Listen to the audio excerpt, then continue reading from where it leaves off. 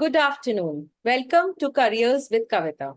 I, Kavita Agarwal, a Green Belt certified career counselor from University of California in Los Angeles and Variety. Today, I'm here with a very special child, a child who is miraculous. She has scored 98.4 percentage in her 10th ICSE exams. And let's have a chit-chat round with Kritika Tantia, daughter of Kavita Tantia. So, not to take much of time, Kritika, tell us how stressed were you during the exams? Like when the exams had started, then like I think slowly when first 2-3 papers went, so I felt okay, this is much easier than what we've done in school. So I actually felt like okay, I know the answers and I know what to do. So I think after giving like both the English papers and history and all, I gained confidence. Tell us, how did you start your preparation for your board exams and when did you start it? I started doing, as the school session started, I was doing maths and all, like revising and all from starting only. But then I think properly, specifically for boards, it was like from, I think November, because we had pre-boards starting from December. So I think that time was the most crucial time, like trying to finish everything. Any tips you have for students right now who are in class 10? How should they make their notes and how should they strategize their time management for completing their studies? I think like I saw many people in my class also, they were focusing on referring to other books and all. But I think like doing your own school's textbook, like well versed it, like just go through it completely, like properly, then that will be helpful in itself only. But then you start solving the previous year papers. And I think like solving pre-board papers of different schools also really helped me. Like for maths and even computer. To be thorough with what is given to you rather than referring to a lot of text. Exactly. So, Kritika, I'm sure there must be a lot of distractions. There must be some social gatherings, parties, outings where your family is going, your friends are partying. So, how did you cope up with that? Like I was actually, I wouldn't say that I was at home the whole of class 10. I did go out with my friends. I did go, like there was a wedding in my family, so I did attend that and all. So all of that, I think till summer break it is fine, like you can actually go out and all. So after that, since July August starts, I mean you should go, you can't just be at home the whole time, but a little less than compared to what normally you do. So I think that was that. And even like social, like I mean distractions wise, I mean phone, you all have phones and technology, and I mean everybody has iPads, laptops and all to distract them. So I think like you cannot, I think just like from the starting, just making it zero will make you more stressed and it'll actually make you tired till the end of the year. So when the board ka period comes, you'll actually be more tired then.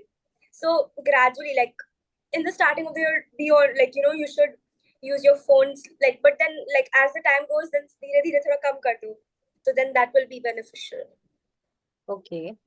So, Kritika, what about hours of study? What highlight would you like to throw? Were you a late night study student or early morning? I think it was both for me. So in the starting, I was like that. I think the best way, like if you're a late night learner, I think I found that much more convenient because I used to feel very stressed. Like, if I had to wake up the next day and do something, I always preferred like जो भी करने रात को मतलब खत्म करके so and then मतलब get on with the next day. Because I think otherwise there was so much built-in stress. Oh no, if I don't finish it in the morning. So that's why I think the only advice is just that, I mean, try finishing everything as fast as possible and go to sleep.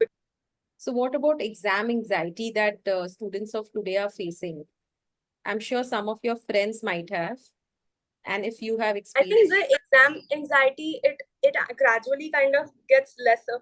I mean, I had to be very honest, like for the first board exam, it was English language. So there was no like particular syllabus you had to cover the day before and all. So it shouldn't be that stressful. But since it was the first board exam and being in 10, I couldn't sleep. Like I had gone to sleep very early, like by 9:30, 10, but I couldn't sleep till like 1 o'clock. Adds on to that. So I think if you have a person you can talk to, or like actually, my mom had actually come to my room and she was sitting with me. And then when I went to sleep, then she left. So, if you have, like, you can tell your parents to do that with you. that is super cute, Kritika. A supportive family indeed is a pillar for anyone to crack the toughest of things. So, Kritika, throw some light on making notes. How did you make your notes for social sciences as well as your science subjects? I think notes for science is the most important there is, because just studying from notes makes it really helpful. Because science, I mean, the chapter like in physics and all, it's vast, but then actually you don't have to go through every line. It takes a lot of time. So the notes are really helpful. So I think what I used to do is that, I mean, I did have my tuition teachers. So, notes they used to make and all I used to make with them. That was different. But I think besides that also, I used to go through I used to go through YouTube, and I used to go through tutorials there about like of chapters, like, and then they used to explain it again. So I think, understanding it twice. So while they were explaining, actually that was the time when I used to make my notes. So that really helped me. It was like a recap from them. After I did it with my tuition teacher, I used to go through YouTube, the same like a video on a chapter, like specifically. So, and then I used to sit and make my notes. And that the YouTube videos were available for science. History, geography, I didn't find that many videos and all. So history, geography, actually, it was more like geography, like since the chapters were so long. So I kind of tried to keep going through it in the starting of the year only. So, and trying answering the give reason questions, because in geography we have these like analytical questions. So going through that. Okay. So, what do you aim to become, Kritika? I have not really decided like what exactly I want to do or which profession I would like to continue in. But I think since I have taken commerce in 11, 12, so commerce, and I also have computer science as my sixth subject. So I'm thinking maybe something in business or in finance and technology. So maybe something with that combination, or maybe eco stats, something like So, you have broken the myth of toppers going to science. that. Yes. Yeah, Was I think I always really liked science like as a subject, because it was more like you didn't have to learn anything, and I like the subjects where you have to actually use your brains, and like you have to understand more than and grasp the information more than just mug up. I have always been more of like a curious learner type of person. But the only thing was that I was sure that I did not want to go into doctor or engineering, and I found thing like commerce and mathematics. I mean, I wanted to do that math, stats, eco. So this combination would be easier by commerce. So yes. So, as per we counselors, commerce, humanities, or science all stand in the same level, and careers with any of the combinations booms once you are focused. You get into the best of the university for that particular career option, and you work hard for it later on, of course. So it is then that your career booms, and of course, there are many vocational career options also available now, and students are going for that. So this myth breaking is happening, and I'm proud that today there is another topper who has, just stopped and picked up commerce as a combination and gone with what your heart says and not with what the general norms of the society are. So Kritika, yeah, tell I me. did have many people asking me, why didn't you take science? Why didn't you take science? But I told them that it's not necessary that if you get good marks in science till 10 or something, you have to take it in 11, 12. Some highlights on your extracurricular activities that you were talking about. Like, so right now in school, I'm in the basketball school team, and I do tennis and play golf also. So I used to like do all of these sports together in class 9, but since 10 there was more pressure. So I gradually had to stop going for tournaments for golf because it was more time consuming. And but I still do debates and MUNs. They really keep me interested. And in school I participate in like whatever inter school and inter house competitions are there, like fests or whatever it may be. So I'm really interested in like public speaking as well as sports, and like the art side also. Like I really love painting and art since I was a child. So in my free time, before I used to do it like on a regular basis, but now in my free time whenever I feel like. That is amazing. So, would you like to tell our students about what MUN is? MUN is actually Model United Nations. It's basically like how we all know how the United Nations functions. So it's the same, but it's actually just, I mean, it's done for children, or like basically to grasp the concept of what happens in the United Nations. So MUN is internationally recognized, and I'm sure it carries on a lot of credit to your profile, being a part of MUN, and especially if you have won a competition participating in MUN, so it adds a lot on to your profile. And college admission teams, when they go through the profile and they find you as a debater at MUN, it of course increases the confidence and gives them an indication that this child is a perfect public speaker for sure. That's why she's there in the MUN team. A message for students who will be sitting for grade 10 exams this year. I think I would just like to tell them that, like, you don't need to be stressed. And whenever, like, I think teachers also mention the board year part a lot in school, that now you have to be serious, it's your board year.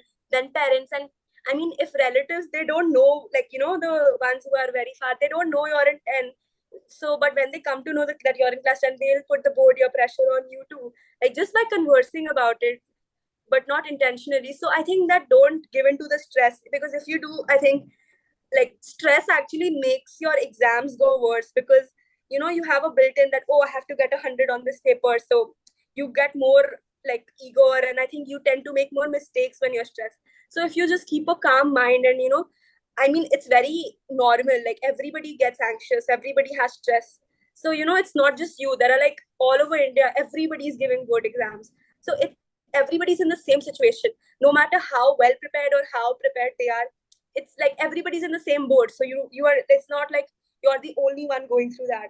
So just think that, okay, my friend is also going through that, everybody's going through. Some people, is just that some people don't show it, like they can hide it better. So you think, oh, she's so confident, like on the exam day when you see your friends, maybe you could see, oh, the one person is like very, you can see it on their face, they're nervous. On the others, you cannot see that.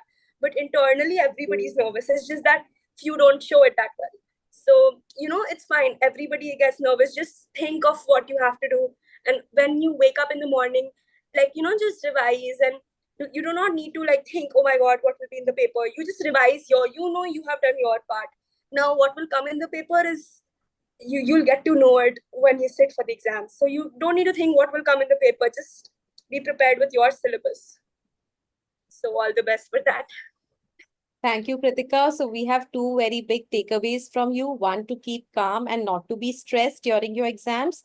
And second is revise whatever you have done very well. And do not think of what questions would appear or what you would answer. Just go through the concept, and whatever you have studied before the exam, just thoroughly brush this up.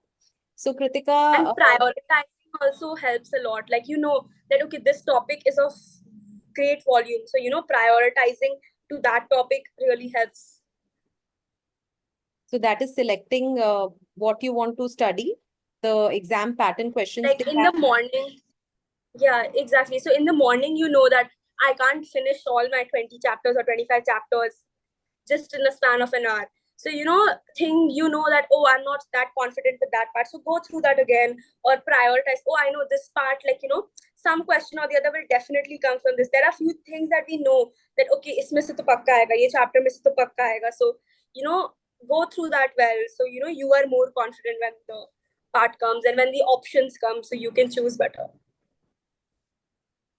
Okay, Kritika, thank you so much for being there with us today. And I feel immensely proud of you because of two reasons. One, your marks, and second, you are a dear friend's daughter. So talking to you gives me another bridge in connection with you. And we wish you all the best, Kritika. And I wish to interview again after your class 12 results. So put that in your list and be ready for your next set of exams. And all the best, Kritika. Thank you so much for being there with us today. Thank you so much. Right now, like I'll have to give CUET.